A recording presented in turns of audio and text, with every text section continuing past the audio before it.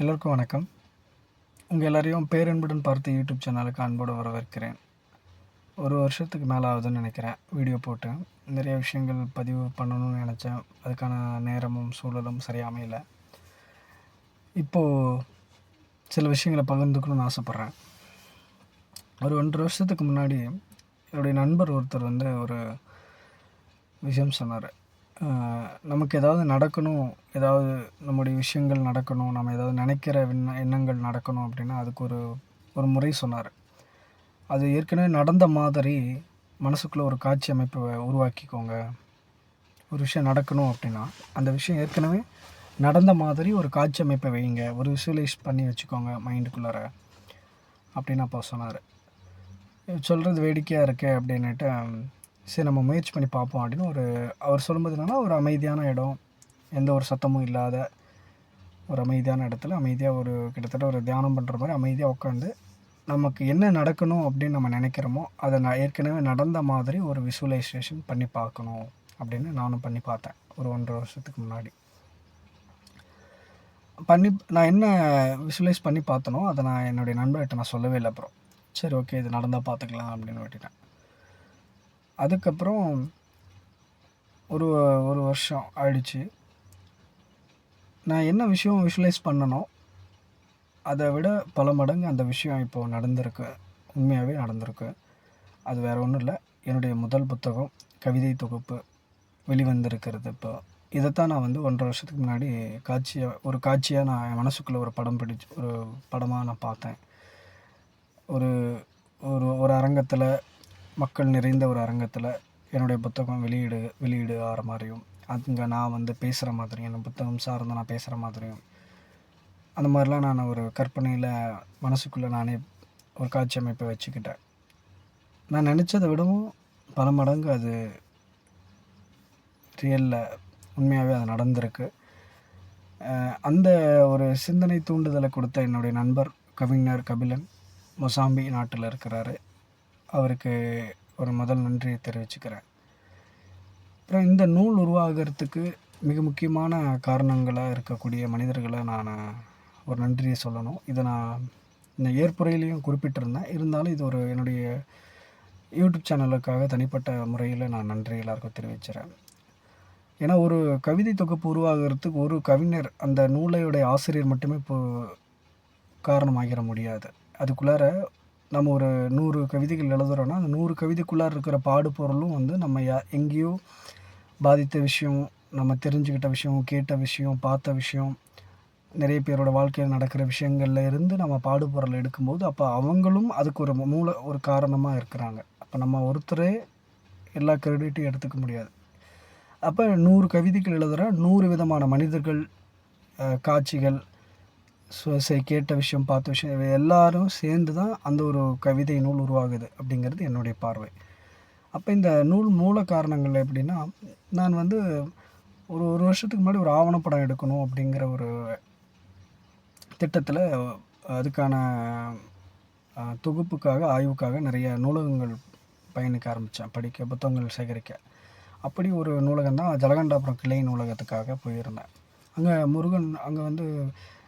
சில புத்தகங்கள் வாசிச்சுட்டு அப்புறம் அங்கேருந்து கிளம்பும்போது முருகன் அப்படின்னு ஒரு நூலகர் இந்த ஊரில் ஒரு ரைட்டர் ஒரு புத்தகம் எழுதியிருக்கிறாரு, உங்களுக்கு வாய்ப்பு இருந்தால் இதை படிச்சுட்டு பேசுங்க அவர்கிட்ட அப்படின்னு சொன்னார். சரி நான் வாங்கி படித்தேன். அந்த புத்தகத்தோட பேர் வெற்றி பிடி. அந்த புத்தகத்தை சிறார் பாடல்கள் அப்படி இருந்தது.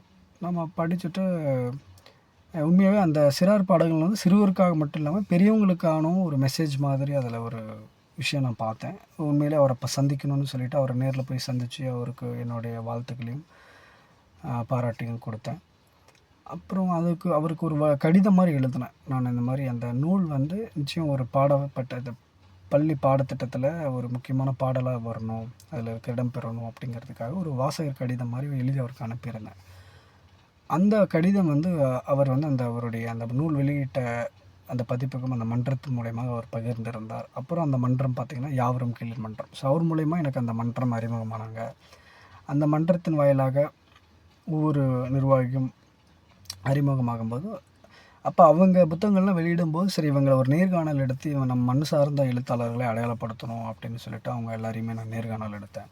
அப்படி ஒவ்வொருத்தரையும் நான் நேரில் போய் அவங்க வீட்டுக்கு நேரில் போய் நேர்காணல் எடுக்கிற நேரத்தில் தான் ஓமலூர் பாலு, கவிஞர் ஓமலூர் பாலு அப்படிங்கிற ஒரு கவிஞருடைய நேர்காணல் எடுத்துக்கிட்டு இருக்கிற நேரத்தில் சில கவிதைகள், அவரோட கவிதைகள் என்னோடய கவிதை ஒத்து போகிற மாதிரி நாங்கள் பேசிக்கிட்டு இருந்தோம். அந்த டைமில் தான் அவர் வந்து உங்களோட கவிதையெல்லாம் எனக்கு கொடுங்க அப்படின்னு கேட்டார். எதுக்குங்க ஐயா அப்படிங்கிறப்ப, உங்களுடைய கவிதைகளையும் நம்முடைய அமைப்பு சார்பாக தலைவருடைய ஒப்புதலோடு நம்ம வெளியிட்டு தருகிறோம் அப்படின்னாரு. எனக்கு ரொம்ப சந்தோஷமாக இருந்துச்சு. இருந்தாலும் என்னால் நம்ப முடியலை.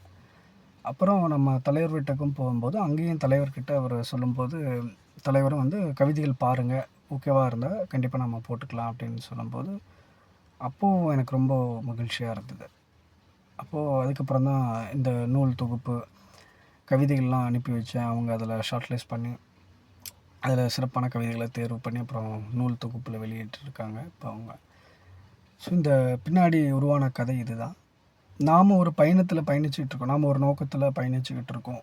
நான் என்னுடைய ஆவணப்படம் வந்து சமூக பிரச்சனைகளை தொட்டு ஏதாவது ஒரு ஆவணப்படம் எடுக்கணும் அப்படின்னு நான் ஓடிக்கிட்டு இருந்தேன். பட் நம்ம எதை எதிர்பார்த்து ஓடுறோமோ அதை விட நமக்கு நம்மளை வந்து முன்னேற்றத்திற்கான நம்மக்கிட்டேருந்து ஏதோ ஒரு விஷயம் இந்த சமூகத்துக்கு ஈர்க்கப்பட்டு, இந்த கவிதைகளுமே வந்து முக்கால்வாசி சமூக பிரச்சனைகளை தான் உள்ள அட்ரஸ் பண்ணியிருப்பேன். அப்போ இந்த ஏதேனும் ஒரு கவிதை யாராவது ஒரு மனிதருடைய வாழ்வியலை நம்ம இத்தனை பேரை கவனிக்காம ஓடிக்கிட்டு இருக்கோமே அப்படின்னு யாராவது நினச்சி பார்த்தாலே இந்த கவிதை தொகுப்புக்கான வெற்றி அப்படின்னு நான் பார்க்குறேன். ஏன்னா நான் முக்கால்வாசி எழுதியிருக்கிறது நம்ம நிறைய கவனிக்காமல் இருக்க மனிதர்களுடைய பிரச்சனை, கவனிக்காமல் இருக்கிற மனிதர்களுடைய வலியை திரும்பி பார்க்க வைக்கணும் அப்படிங்கிறது தான் மெயின் மோட்டோ. இந்த நூலில் இருக்கிற இந்த ஒவ்வொரு கவிதைகளுமே நிறைய குறியீடு கவிதைகளை நிறைய பயன்படுத்தியிருப்பேன். நிறைய பேருக்கு அது ஒரு முறைக்கு 2 முறை வாசிக்கும்போது சில புரிதல்களை ஏற்படுத்தலாம். இப்போ நான் ஒரு கோணத்தில் அந்த கவிதை எழுதியிருந்தேன்னா, இப்போ அதை வாசிக்கிறவங்களுக்கு வேறு கோணம் கூட ஏற்படலாம். இப்போ 100 பேர் அதை வாசிக்கிறாங்க, 100 விதமான பார்வையும் அதில் வரலாம். அது சாதாரணமாக அது ஏற்படக்கூடிய இதுதான். ஆனால் அந்த கவிதையை நீங்கள் வாசிக்கிற எந்த கோணத்திலேயாவது நம்ம ஒரு எளிமையான மனிதனுடைய வாழ்க்கையை நம்ம கவனிக்காமல் போகிறோமே, அவன் கடக்கிற வழியை, அவன் கடந்து செல்லக்கூடிய பாதையை, இத்தனை பேரை நம்ம வந்து கவனிக்காமல் ஓடிக்கிட்டு இருக்கோமே அப்படிங்கிற ஒரு எண்ணம் கொஞ்சமாவது ஏற்பட்டுச்சுனாலே அந்த கவிதை வெற்றி அடைந்ததாக நான் பார்க்குறேன். இந்த தொகுப்பு இப்போ வெளிவந்திருக்கிறது. நான் எப்படி மனசார ஒரு கற்பனை காட்சியை மனசில் வச்சுருந்த விஷயம் இப்போது நிஜமாக அது நடந்திருக்கு. அதுக்கு வந்து நம்ம என்ன நினைக்கிறோமோ அதுவாக ஆகிறோம் அப்படின்னு புத்தர் 1000-2000 வருஷத்துக்கு முன்னாடி சொன்ன அந்த விஷயம் மாதிரி, அந்த பொன்மொழி மாதிரி தான் என்னுடைய நண்பர் வந்து அந்த முறையை பயன்படுத்த சொன்னார். அந்த முறை எனக்கு ஒர்க் அவுட் ஆகிருக்கு. அப்போது இதே தான் நானும் உங்களுக்கு சொல்கிறேன். ஆனால் அதை வந்து மனசார நம்ம அதை உணர்தலில் தான் இருக்குது. இப்போ நிறைய பேருக்கு அது நிகழலாம், கொஞ்சம் கால அவகாசம் எடுத்துக்கலாம். ஆனால் நிஜமாக நம்ம மனசார ஒரு விஷயத்தை மனதிற்குள்ளே ஒரு காட்சியை உருவகப்படுத்தி இது நமக்கு ஒரு நல்ல விஷயம் நடக்கணும், நல்லதை நினச்சி ஒரு விஷயத்த காட்சி அமைப்போடு மனசுக்குள்ளே பாருங்கள். உங்களுக்கு என்ன நடக்கணும் அப்படிங்கிறது, ஒரு வீடு கட்டணும், இல்லை ஒரு நல்ல வேலைக்கு போகணும், இல்லை நான் ஒரு பெரிய ரைட்டர் ஆகணும், இல்லை ஒரு அத்லெட் ஆகணும், ஒரு பெரிய விளையாட்டுத்துறையில் ஒரு பெரிய ஆளாக வரணும் அப்படிங்கிறது ஒரு நல்ல விஷயமாக அது வந்து அதன் மூலிமா ஒரு சமூகத்துக்கு ஒரு நல்லது நடக்கிற மாதிரியான ஒரு காட்சி அமைப்பாக உருவப்படுத்தி பாருங்கள். ஒரு அமைதியான இடத்துல உட்காந்து எந்த ஒரு சத்தமும் பின்னணியில் சத்தனம் வராமல் ஒரு அமைதியாக தியானம் பண்ணுற மாதிரி ஒரு கண்ணை மூடி அமைதியாக காட்சி அமைப்பை யோசித்து பாருங்கள், சிந்தித்து பாருங்கள். கண்டிப்பாக அது வெகு விரைவில் உங்களுக்கு ஒரு நல்ல நிஜமாக நிகழக்கூடிய ஒரு நிகழ்வாக மாறும் அப்படிங்கிறது என்னுடைய உணர்தலில் கிடைத்த ஒரு நம்பிக்கை. அந்த நம்பிக்கையை உங்களுக்கும் நான் பகிர்ந்து கொள்கிறேன். நிச்சயம் உங்களுக்கும் நீங்கள் நினைக்கிற ஒரு நல்ல விஷயங்கள் வெகு விரைவில் நடக்கும்னு நானும் வேண்டிக்கிறேன். என்னுடைய தொகுப்பு வெகு விரைவில் உங்கள் எல்லாருடைய கரங்கள்லேயும் வந்து சேரும்.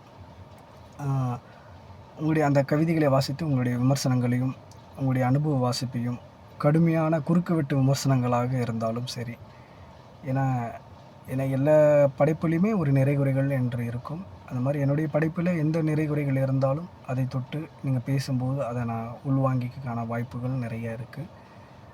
என்னை போலவே நீங்களும் நிறைய உங்கள் வாழ்க்கையில் என்னவா ஆகணும்னு நினைக்கிறீங்களோ அதுவாக ஆக என்னுடைய முன்பதிவான வாழ்த்துகளும், உங்கள் எல்லோருக்கும் இந்த படைப்பு வெளிவர காரணமாக இருந்த கவிஞர்கள், நண்பர்கள், உறவினர்கள் எல்லோருக்கும் என் நன்றியையும் மகிழ்வையும் தெரிவித்துக் கொள்கிறேன். மீண்டும் அடுத்த காணொளியில் உங்களை சந்திக்கிறேன். நன்றி, வணக்கம்.